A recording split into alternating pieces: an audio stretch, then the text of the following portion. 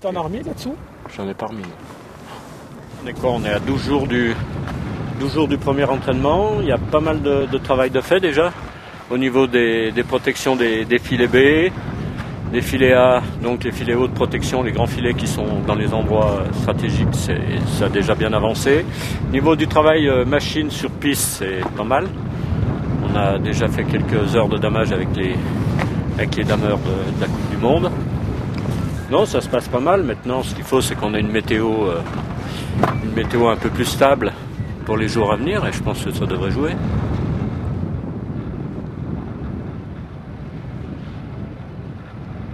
Donc là, on est au premier saut, qui est le saut de la cassure. C'est un saut qui fait 50 mètres de long. Donc là, on fait un profil bien arrondi. On essaye de profiler correctement la bosse. Mais là, bon, on a quand même de la neige artificielle. On a un bon paquet. Donc là, on est au virage de Rocher Blanc. C'est, d'après les coureurs en Coupe du Monde, c'est l'un des passages les plus techniques qui existent sur le circuit de descente de Coupe du Monde.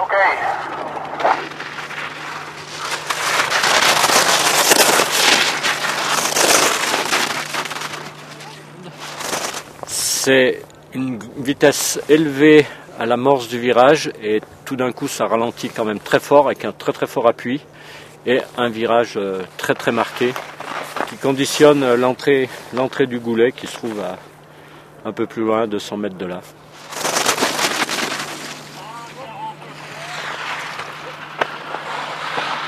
On est au goulet.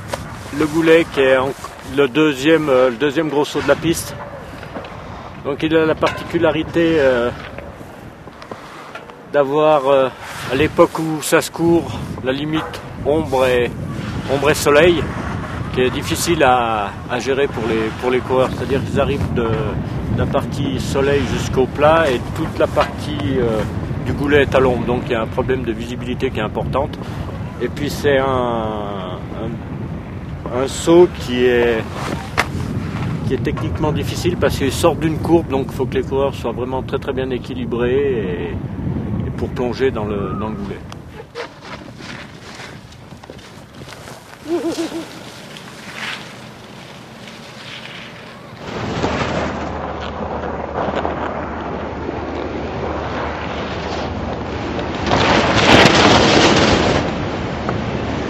Alors donc ça c'est des filets, tu vois, qui sont beaucoup plus hauts que les filets B en fait.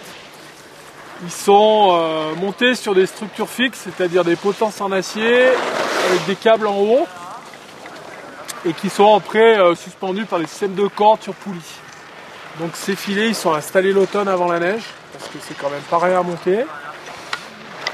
Ensuite sur les endroits très dangereux, tu vois, ils sont même doublés. Il y a 2 filets. Pas que le gars puisse traverser et aller dans la forêt. Ensuite, l'opération, elle consiste à le détendre, c'est-à-dire à le faire descendre au niveau de la neige, et ensuite de faire un amarrage. Donc pour les amarrer, il y a deux solutions. Soit il y a des câbles qui sont installés à vie, disons, ou soit là, cette partie où il y a beaucoup de neige, et on installe ce qu'on appelle les cookies, c'est des petits cylindres en bois où on sort une corde et ça permet après d'attacher le filet au niveau de la neige. Une fois qu'on a fait ça, eh ben, c'est retention, c'est-à-dire que le filet doit être tendu de manière à ce qu'il y ait une résistance, quoi, hein. Voilà le travail du filet A. Et dernière opération ensuite, c'est des bâches qui montent à 2 mètres de haut à peu près, qui évitent aux coureurs d'éventuellement passer le ski dans les mailles, ce qui peut être dangereux.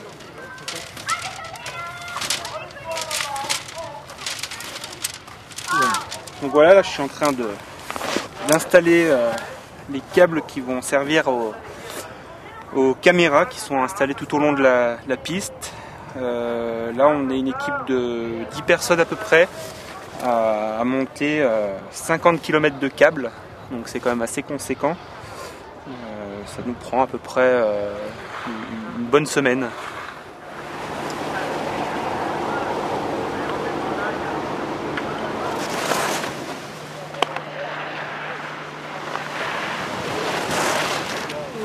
On se trouve dans le SAP6, c'est un virage quand même assez...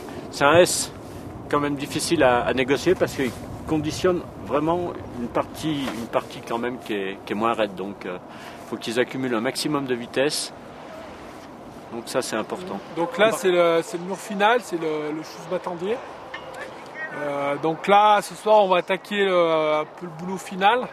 C'est-à-dire qu'on va répartir un petit peu la neige sur toute la largeur, venir à bien couvrir les filets, couvrir les socles de canon neige, tu vois, qui dépassent de la neige. Donc ça, il faut qu'on remette de la neige dessus pour les couvrir.